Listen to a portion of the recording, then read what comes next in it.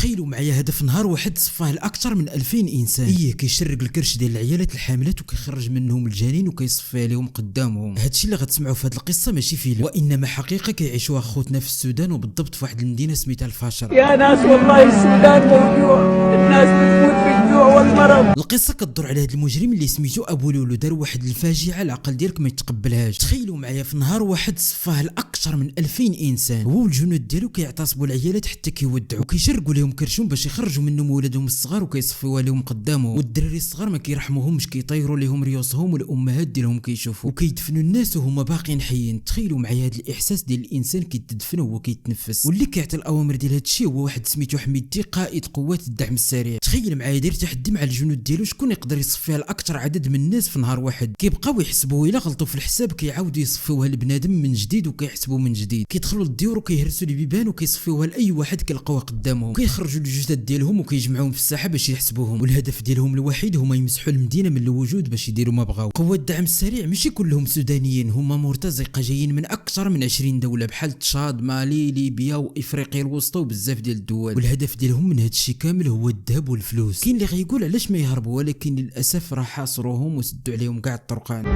يا مسلمين، يا عرب، يا عالم، احنا تعبنا والله. السودان موجوع، لا اكلنا لا اخذنا دواء.